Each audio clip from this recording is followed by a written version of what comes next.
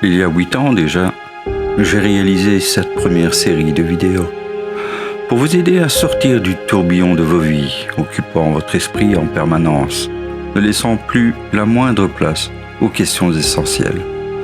Le sens de notre existence, son but, et bien plus que tout le reste, la place de Dieu.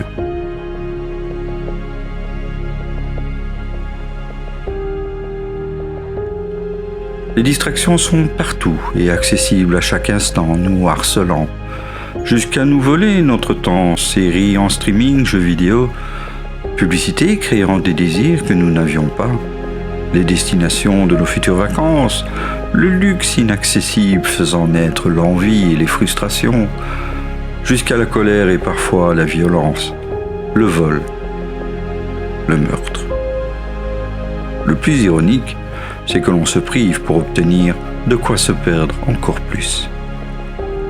Et pour ceux qui veulent y résister et chercher de l'aide pour se guider, les religions et les communautés sectaires, les développements spirituels à la mode, l'occultisme, l'exploration astrale, les chakras, le reiki, la magie, les médiums et autres pratiques bien plus dangereuses qu'il n'y paraît. Il y a tellement de sites web, de vidéos et d'informations vous exhortant à rejoindre tel ou tel groupement, vous montrant tout et n'importe quoi pour vous effrayer, changeant l'histoire, mettant en doute tous les fondements, les écrits et la parole de Dieu, créant de toutes pièces grâce à l'intelligence artificielle des images de civilisations disparues, d'extraterrestres, d'anges et de disparitions soudaines. Le voile du mensonge s'épaissit de plus en plus pour vous tromper et vous perdre. Alors que faire et comment ? N'est-il pas temps de changer de royaume ? Jésus, notre Seigneur, frappe à la porte de ton cœur depuis ta naissance. Laisse-le rentrer et est inondé de sa grâce et de son amour infini. Il a souffert, a versé son sang et est mort pour toi. Par sa résurrection, il a montré au monde la vérité de sa promesse du salut et du royaume céleste préparé pour nous. Il te connaît depuis avant ta naissance et sait tout de toi. Alors pourquoi tant d'épreuves, de douleurs et de difficultés, me diras-tu ? Pour que tu le découvres par toi-même et comprennes qui tu es vraiment. Et qu'avec l'aide de Dieu, tu te libères du péché et accèdes à la vie éternelle. Changer de royaume est si simple. Et comment procéder ? Une repentance sincère devant témoins et devant Dieu, réparer ce qui peut l'être et pardonner pour être pardonné, renaître en esprit par le baptême d'eau. Mon ancien moi, esclave du monde, meurt par immersion, et je renais en Christ, libéré de mes démons. Je peux alors être investi par le Saint-Esprit. Alors vous aurez changé de royaume et Dieu sera à vos côtés pour toujours. L'ennemi continuera ses attaques, évidemment. Il ne voudra pas vous lâcher si facilement.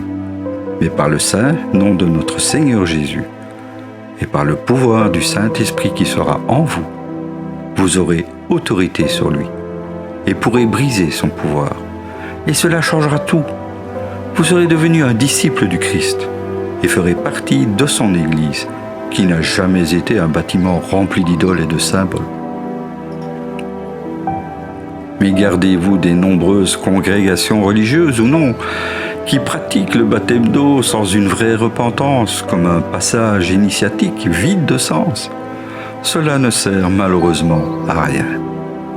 Pour comprendre le sens réel du baptême et comment renaître réellement en esprit et en Christ et se libérer de nos démons intérieurs qui nous empêchent d'accéder au salut, je vous invite à consulter sur YouTube la chaîne d'eau et d'esprit. De nombreux témoignages et un film complet vous ouvrira les yeux sur la réalité du monde spirituel par lequel l'ennemi nous enchaîne. Ce groupe rassemble des disciples du Christ qui n'ont pour but que d'aider les égarés, soigner et enseigner la parole et les commandements de notre Seigneur Jésus, comme prescrit dans la Bible. libérés des démons que nous avons accueillis en nous, parfois sans le savoir, et qui nous rongent de l'intérieur, brisent nos vies en provoquant des addictions, des dépressions, en nous remplissant de haine et de colère qui nous étouffent.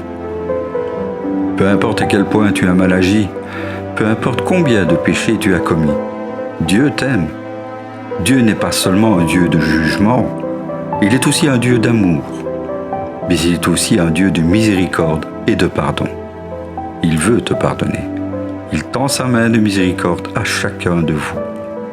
Êtes-vous prêt à ouvrir votre cœur et à le recevoir? Si vous êtes arrivé jusqu'ici, ne croyez pas que cela soit une coïncidence ou le hasard. Dieu vous a amené pour vous montrer le chemin. Il ne correspond pas à ce que vous espériez. Vous pensiez qu'il y aurait des trompettes, des fracas, des lumières et des anges tournoyant au-dessus de vous? Le royaume de Dieu est en nous.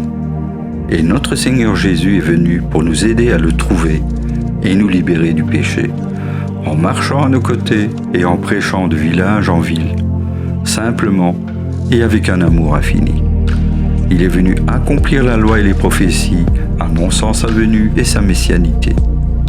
Il commanda à ses disciples, « Allez, faites de toutes les nations des disciples, les baptisant au nom du Père, du Fils et du Saint-Esprit, et enseignez-leur à observer tout ce que je vous ai prescrit. Et voici, je suis avec vous tous les jours, jusqu'à la fin du monde. » Matthieu chapitre 28, versets 18 à 19. Il revient bientôt, et je dirai à ceux qui s'impatientent, Dieu est lent à la colère et riche en bonté. Il pardonne l'iniquité et la rébellion, mais ne tient point le coupable pour innocent. Extrait de Nombres chapitre 14, verset 18. Notre Seigneur nous aime tellement qu'il souhaite que chacun d'entre nous soit sauvé, les meilleurs comme les pires. Nous sommes tous pécheurs, et nous seuls croyons en une hiérarchie du péché, nous comparant les uns les autres pour nous rassurer. Mais le salut par la repentance et notre renaissance en esprit dans la gloire de Jésus est à la portée de tous. L'ennemi laisse l'homme jouir de son confort égoïste, de fermer les yeux sur l'horreur à l'extérieur de sa cage dorée, dont la porte reste grande ouverte et ne le retient pas. Le libre arbitre permet à chacun de choisir Dieu, de changer de royaume et de se libérer du péché sans que Satan ne puisse rien y faire.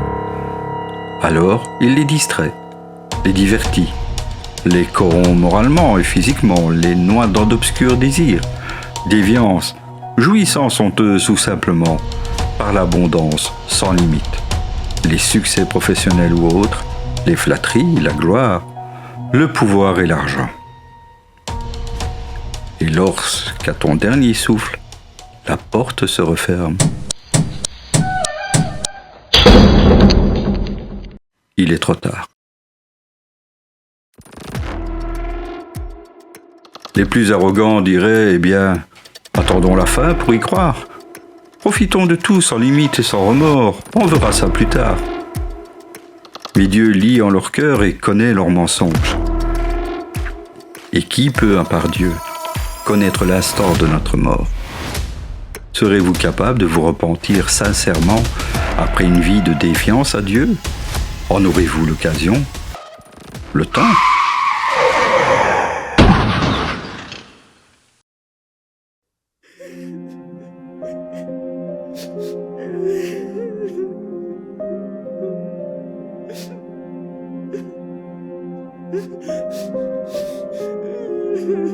Veillez donc, car vous ne savez ni le jour, ni l'heure en laquelle le Fils de l'homme viendra.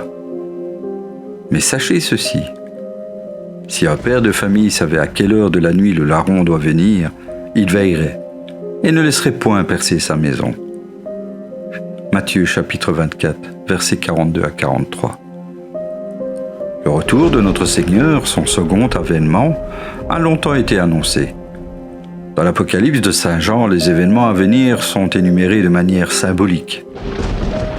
Le livre de 1938 de Jean Villemier, qui fut un pionnier de l'adventisme européen, l'Apocalypse hier, aujourd'hui, demain, propose une analyse approfondie de la chronologie historique et prouve que ces événements ont débuté à la venue de notre Seigneur Jésus. Concernant les derniers événements précédant la fin, cet ouvrage ancien ne peut nous éclairer, mais l'Évangile de Luc, chapitre 21, versets 8 à 19, reprend les paroles de notre Seigneur à ce sujet.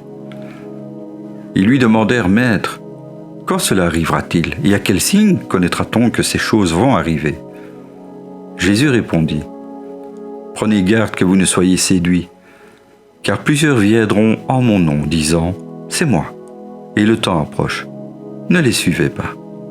Quand vous entendrez parler de guerre et de soulèvement, ne soyez pas effrayés, car il faut que ces choses arrivent premièrement.